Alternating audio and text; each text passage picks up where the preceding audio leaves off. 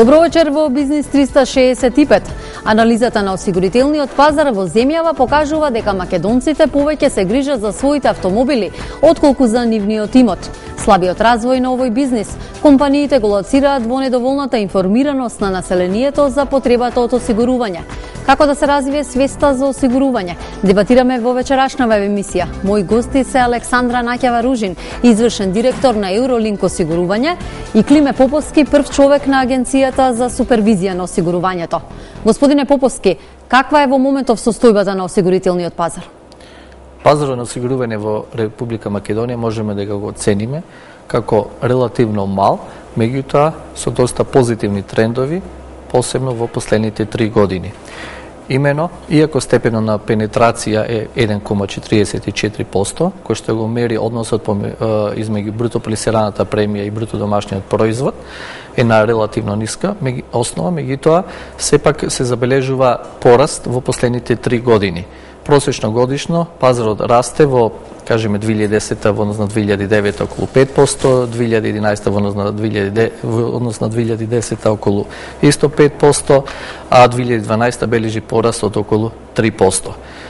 При тоа се забележува многу повисока стапка на пораст кај во делот на животното осигурување и таму имаме двоцифрени стапки на пораст и тие се највисоки стапки на пораст во земјите од Југоисточна Европа. Меѓутоа и во неживотното осигурување, иако се релативно помали стапките на пораст, сепак споредено со земјите во регионот, имајќи предвид последиците од светската финансиска криза, сепак сме ние на горното скалило од земјите во регионов. Тоа значи дека можеме да оцениме дека имаме доста позитивни развојни тенденции на пазарот на осигурување во Република Македонија.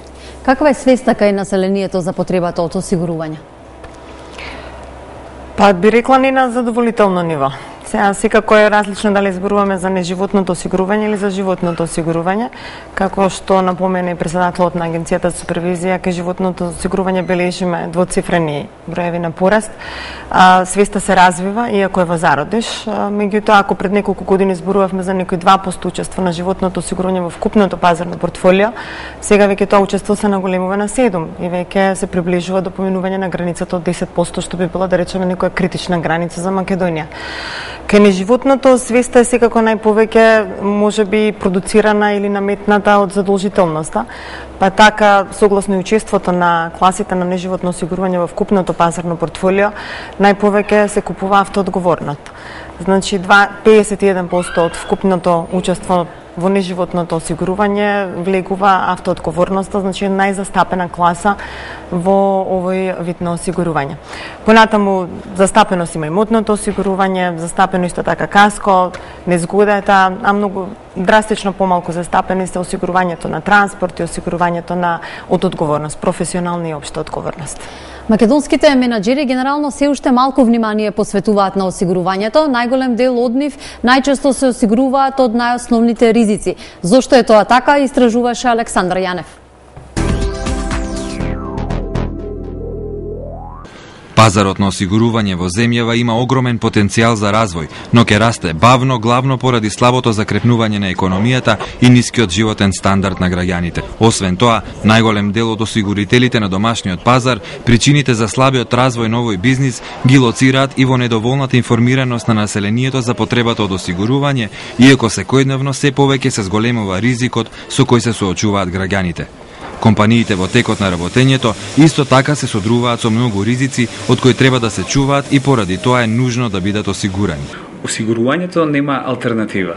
Тоа е единствен начин компаниите да го заштитат имотот кој го поседуваат.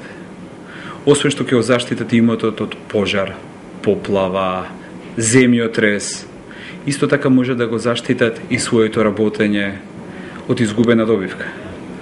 Воедно од професионален аспект може да се осигурат од професионална одговорност, затоа што сите ние во процесите на работа ни се случува и да погрешиме. Апсолутно сме свесни дека финансиската криза го чини своето и дека волумените на осигурителните покритија ќе бидат намалувани.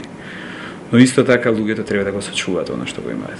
И покрај тоа што постои широк спектар на ризици кои доколку се случат, може да се одразат катастрофално врз бизнисот, македонските менаџери генерално се уште малку внимание посветуваат на осигурувањето.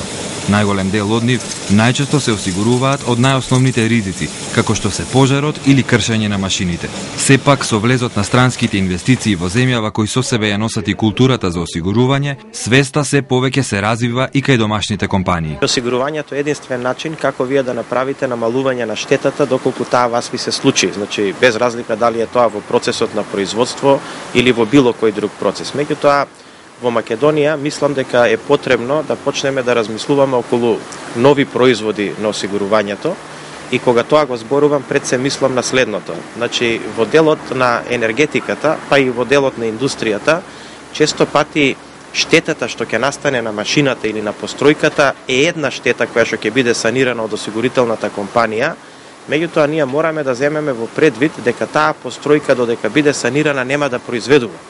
Па од тука, значи, се наметнува потребата да се побара еден друг тип на производ од осигурителната компанија, тоа е да се осигури и приходот. Интересно е што анализата на осигурителниот пазар во земјава покажува дека македонците повеќе се грижат за своите автомобили отколку за нивниот имот. Главен столб на осигурителната индустрија во земјава е осигурувањето од автоодговорност. Дури половина од сите договори што се склучуваат годишно се за автомобилските осигурувања. Меѓутоа, тоа не значи дека свеста кај возачите за осигурување е најголема, туку е сепак одраз на тоа што законот наложува задолжително осигурување од автоодговорност. Освен за автомобилските типови на осигурувања, во последно време расте и интересот за осигурување од незгода и на имотот, но тие сепак се мал дел во осигурителното портфолио. Еве и неколку податоци што докажуваат дека осигурителниот пазар во земјава е слабо развиен. Степенот на развиеност на пазарот покажува дека бруто полисираната премија изнесува 1,52% од БДП, додека просекот во Европа е над 2%. Вредноста на полисите за осигурување по жител пак изнесува околу 51 евро.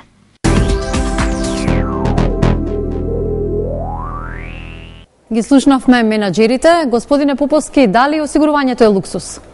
Не, секако дека не е. Осигурувањето е најефикасниот и најпотребниот начин за тоа како правните лица и физичките лица може да се справат со ризиците со кои се соочуваат. По добра алтернатива од купување на осигурителен продукт за заштита од финансиски загуби од случување на ризици не постојат. Така да осигурувањето е нешто што мора повеќе да биде од страна на населението и од страна на корпоративниот сектор акцепирано како нешто што е неопходно и кој што мора да го купат. Бизнисмените велат дека осигурителните компании треба да нудат нови производи. Колку е тоа така во Македонија во ек на глобална криза? Па кризата во принцип нема влијание врз понудата на нови производи или не. Во принцип македонското осигурување уште од 2001 година во законски рамки, а понатаму и во бизнес рамки е комплетно усогласено со европското законодавство. И во принцип најголем дел од производите кои се нудат на европскиот пазар, не би се правила компарација со американскиот пазар, се нудат и во Македонија. Секако постои еден софистициран дел на осигурителни производи за кои нашиот пазар се уште далечен, а тоа се пред се услугите во делот на професионалната одговорност, што еден наш колега веќе го напомна, понатаму услугите и осигурителните производи во делот на осигурување од финансиски загуби, осигурување на правна заштита, осигурување на гаранции, на кредити и така натаму, за кои треба доста повеќе да се работи на пазарот, меѓутоа исто така е потребно и да постои потребата. Значи се случува да понудата да ја генерира или да влијае на потребата, на генерирање на потребата, меѓутоа исто така на одреден пазар мора да постои иницијална потреба за да пазарот може да излезе со понуда.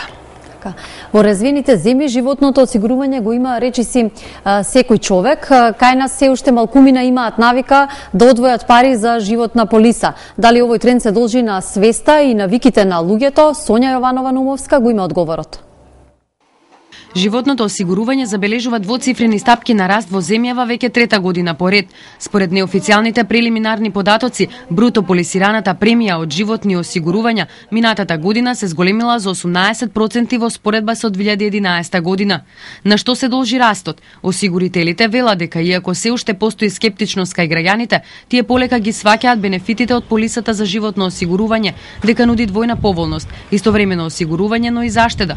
Ги прашавме граѓаните дали ја планираат својата финансиска иднина и колку знаат за придобивките од животното осигурување. Зашто да не е исплатливо, тегна возраст на старост, може да се добие некоја минимална пензија. Уште немам животно осигурување, мислам дека е добар концепт, за во иднина ќе размислам сигурно да. А тоа е добро, само финансиите воопшто не го дозволуваат тоа. Животното е лична гаранција. Гаранција во финансиски смисол. Не може секој спрема овие плати, не би можел секој да се дозволи да има приватно осигурање. Во осигурителните компании објаснуваат дека во случај да настане некој од ризиците кои се покриваат со полисата, корисникот ја добива целата вложена сума. Во спротивно, осигуреникот го добива штедниот дел, зголемен за износот што го вложил во полисата како добивка. Интересот на граѓаните да си го осигураат животот рапидно расте. Поради тоа голем дел од осигурителните компании веќе прогнозираат дека ова ќе биде златен период за развојот на животното осигурување, но исто така тие потенцираат и дека суштината на животното осигурување не е да се заработи голема добивка, туку тоа представува стабилно штедење. Во земјава учеството на премијата за животно осигурување во вкупно остварената премија изнесува од 8 до 9%, но во споредба со европските примери со 50% учество станува јасно дека пазарот во земјава не е доволно искористен. Може да се каже дека перспективи постојат и ние сме оптимисти. И клучни фактори кои што би ги спомнала е донесениот закон за пензиски модалитети, кој што беше изгласан изминатата година, а кој што го позиционира животното осигурување како еден од облиците за исплата на ануитети од вториот и третиот пензиски столб. За споредба, годишната премија по жител во земјава изнесува 5 евра, што е 30 пати помалку од премијата во земјите од регионот.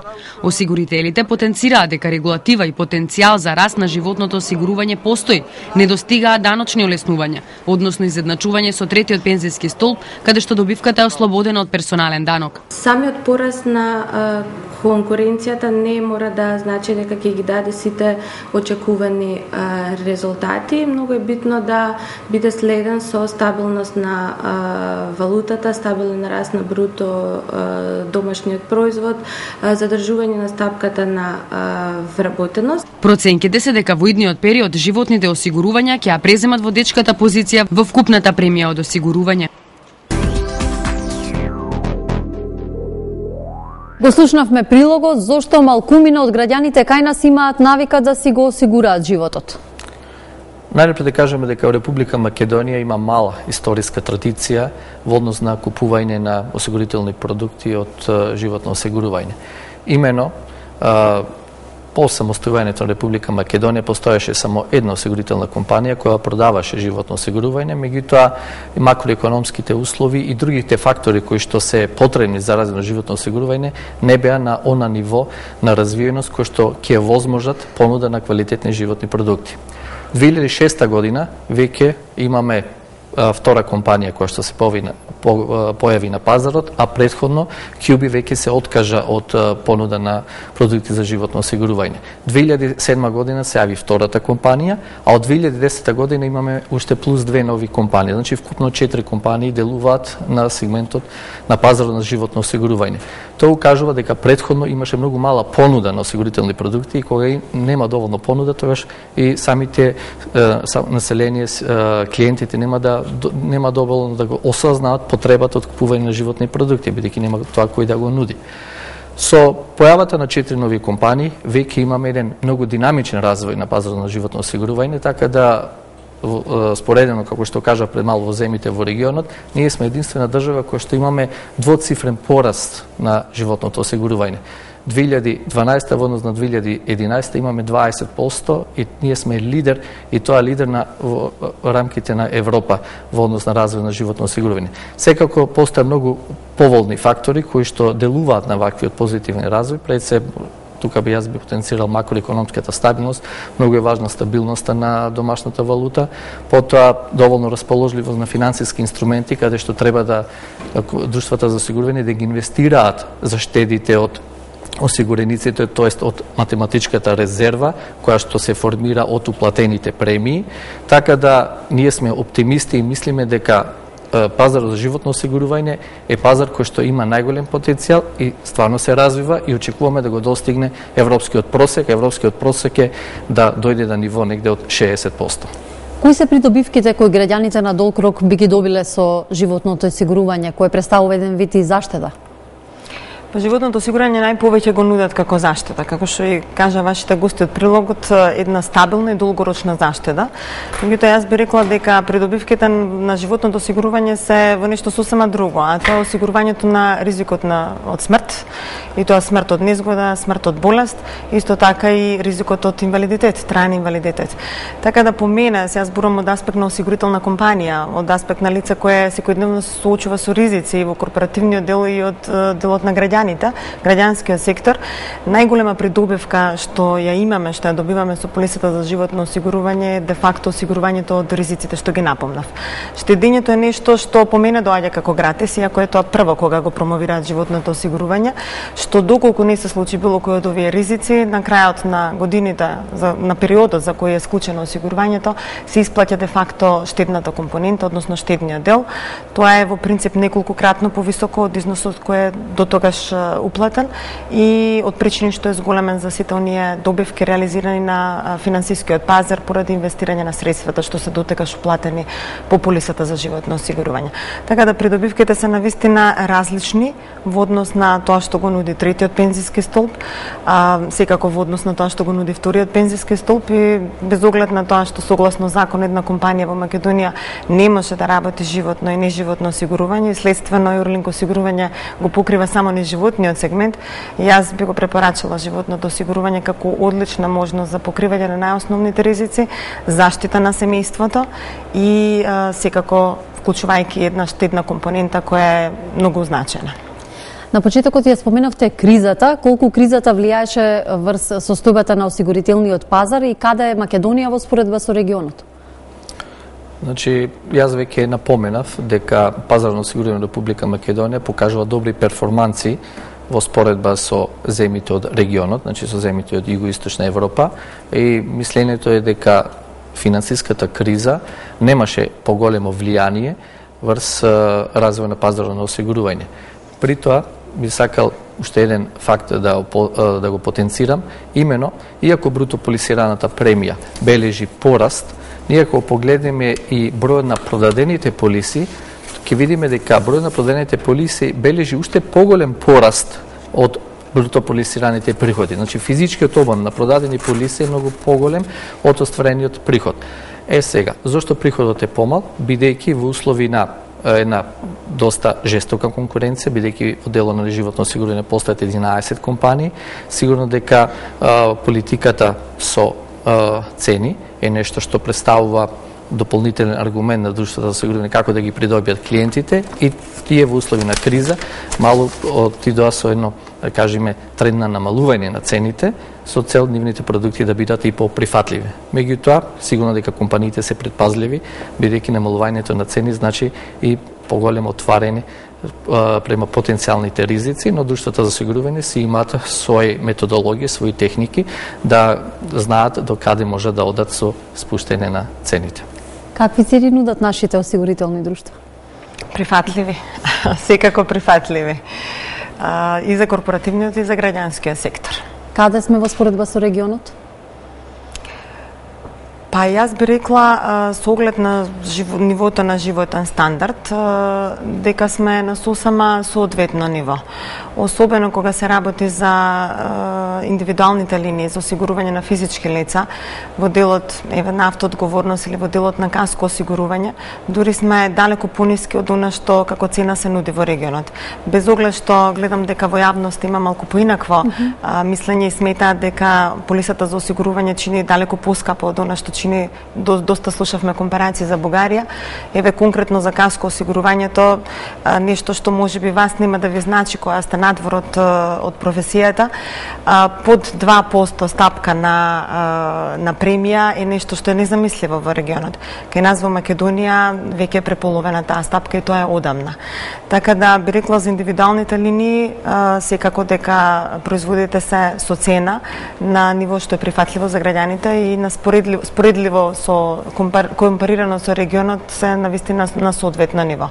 Што се однесува до корпоративниот сектор, со влезот на странските директни инвестиции кои на интернационално ниво имаат навистина искуство осигурувајќи ги своите капацитети, своите фабрики во други држави во регионот, овие цени што и претходно функционира во Македонија се навистина регулира и се донесува на едно конкурентно ниво за интернационалните компании во регионот. Така да би рекла и за корпоративниот и за граѓанскиот сектор, навистина како компании се трудиме да извлечеме максимум од она што како ризик го акумулираме и да понудиме цени што ќе одговараат и на едниот и на другиот сегмент. Ако свеста за животно осигурување полека расте, загрижува податокот дека не се осигуруваат посевите. Мал број од земјоделците одлучуваат да си го осигураат родот. Само 1500 од вкупно 100.000 земјоделци си ги осигурале нивните ниви. Според агроекспертите, ова се должи на недоволната информираност за полисите. Но што велат земјоделците? Катерина Давчева разговараше со нив. Само 100 од околу 7.000 земјоделци во Струмичко ги осигуруваат своите посеви, покажуваат бројките од подрачната единица на Министерството за земјоделство.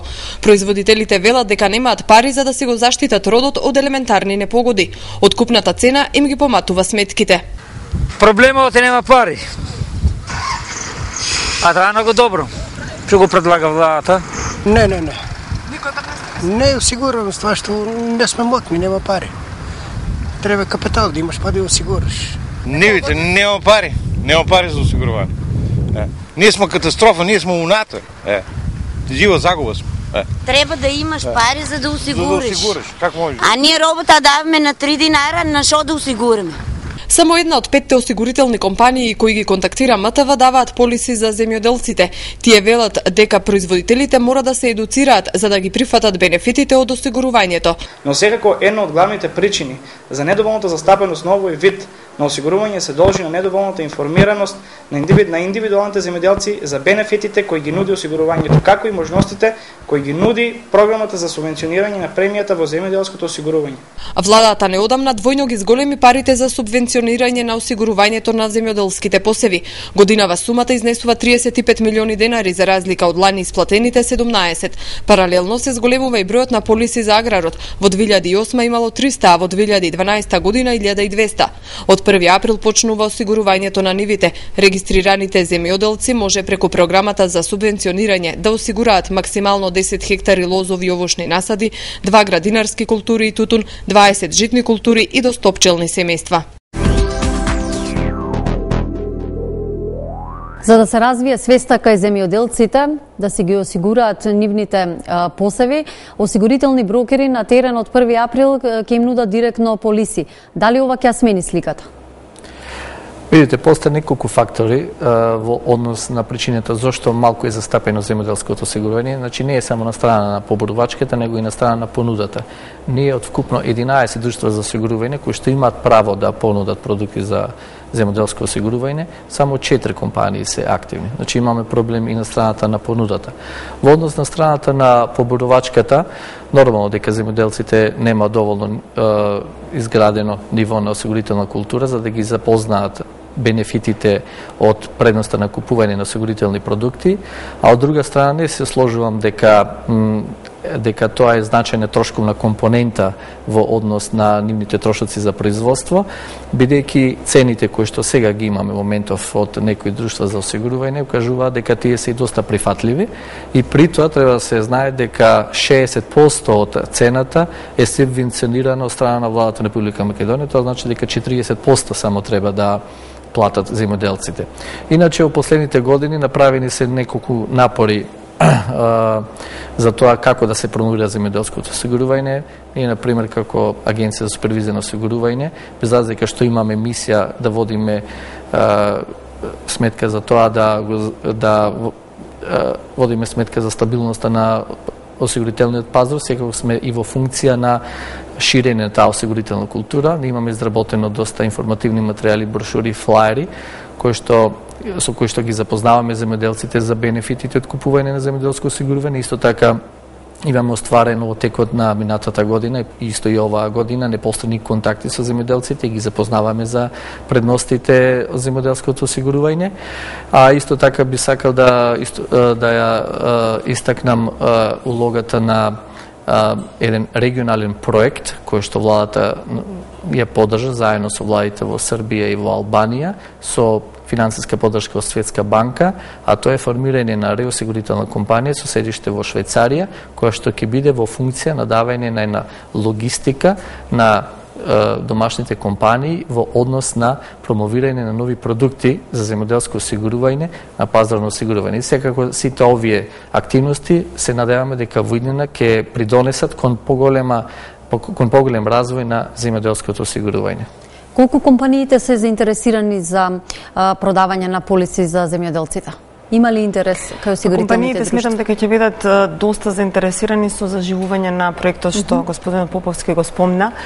Тоа е навистина на светско ниво еден уникатен проект и мене ми е драго што Македонија е дел од тоа, каде што не само за земјоделците, значи не само за осигурување на ризици од временски непогоди, туку исто така за осигурување на катастрофални ризици, практично преку Европа Ре, осигурителната компанија која ќе биде стационирана во Швајцарија, ќе се обидаме заеднички да го развиеме тој сегмент од пазарот во Македонија, а и регионално.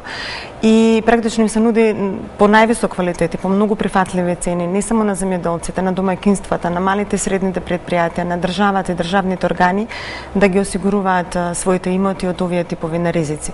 Инаку се работи за еден комплетно уникатен бизнес модел, кој е наречен Европа Ре бизнес модел и кој практично ќе донесе едно комплетно автоматизиран, комплетно интегриран електронски осигурителен пазар, предвидува практично на ниво на регионот да се заеднички креираат осигурителни производи со централизирано актуарски пресметка на ризикот, централизирани модели за управување со ризикот, исто така обуки значени и во делот на продажбата и во делот на сервисирање на штетите, а она што е исто така уникатно и интересно е во случај на настанување на тие ризици за прв пат, да речеме, во регионот би се користело сателитско снимање, односно би се употребило сателитското снимање за да се покористи во сервисирање на штетите. Така да сметам дека во една ваква платформа, во еден ваков бизнес модел, секоја осигурителна компанија ќе има интерес да го најде делот заради тоа што се работи веќе за една добра анализа на пазарот, актуарски пресметки кои се базирани на ризик, воедно ќе се помогне да се воспостави ризик базирана супервизија и сметам дека тоа навистина ќе биде иницијална каписла за развој на овој дел од пазарот. За крај, сакам да ве прашам колку странските инвестиции кои дојдоа во Македонија ја сменија сликата на осигурителниот пазар? Секако дека многу значајно, посебно во осигурителниот сектор, имено за разлика од банкарскиот сектор, во осигурителниот сектор имаме доминантно учество на странски капитал. Само една компанија, само едно друштво за осигурување е во доминантна собственост на домашни инвеститори, дека останатите 14 се во доминантна собственост на странски инвеститори. Поголемиот дел од тие странски инвеститори се дел од познати европски осигурителни групации со седиште во земјите членки на Европска унија и сигурно дека нивното знаење, нивното искуство, кое што искуство на некои компании преку еден век од постоење, ќе даде еден квалитетен придонес кон промовирање на квалитетни продукти достапни до широката маса, продукти со добар и широк опфат на ризици, а сигурно дека најважен сегмент се и оние постпродажни услуги, односно сервисирањето на штети, бидејќи крајната цел на осигурувањето е да компензира финансиска загуба. И мислиме дека со вакво високо процентално учество на странски капитал, пазарно осигурување го оценуваме како стабилен и со добар потенцијал да се развива и се поголемо место и значење да има во структурата на финансискиот систем во Република Македонија. Накева, вие направивте една анализа како странските инвестиции директно влијаја врз осигурителниот пазар. Кои се бројките, што покажуваат? Па, ова анализа би требало малку пошироко да се гледа во рамки на една декада каков е развојот на осигурувањето во земјата. Сепак јас за целите анализата го земав само на животниот дел, заради тоа што пред една декада животниот дел представуваше навистина незначителен, инкрементален дел, а и впрочем тоа беше предмет на анализата. Покажува дека за време трајање на една декада 31% има пораснато пазарот на осигурување во земјата. Со тоа што не би кажал ни дека е многу ни дека е малку, би рекла дека за останатите услови е навистина солиден процент. Меѓутоа, она што е интересно дека 26% од овој 31% пораст е де факто реализиран до 2008 година. Значи само за 6 години е реализиран тој пораст, а веќе од 2009 година до 2012 година порастот е само 4%. Што значи дека во просек за до 2008 година, времето пред кризата, овој пазар расте отприлика околу 4,3, значи на просечно ниво годишно. За разлика од тоа, после кризата расте со само 1% поен годишно. Во една таква анализа беше интересно се следат поединичните класи на осигурување и каде странските директни инвестиции допринесуваат или не допринесуваат за развојот на осигурувањето.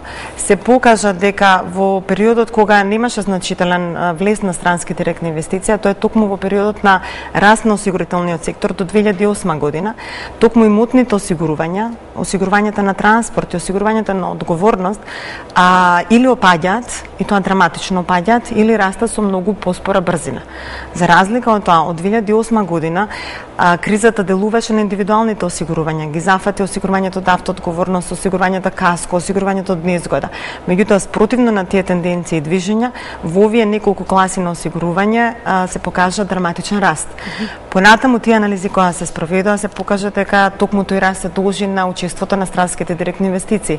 Сета на осигурителна култура што ја донесува во земјата, сета на разбирање за потребата на осигурувањето, осигурувањето на своите вработени, осигурувањето на имотите, на фабриките, осигурувањето од одговорност, професионална или општа одговорност, осигурувањето на транспортите и така натаму, и на инпутите и на аутпутите од своите компании, така да навистина во оние класи на осигурување што се значени за овој пазар, особено заради тоа што низ годините опаѓаат, како што се имотните осигурувања, осигурувањето од незгода и така натаму, големо значење имаат и придонесуваат за развој на пазарот токму странските директни инвестиции. Ви благодарам што бевте гости на јавниот сервис. Благодарам на поканата. Почитувани, тука завршува вечерашната Бизнис 365. Останете на Прва, имајте пријатна вечер.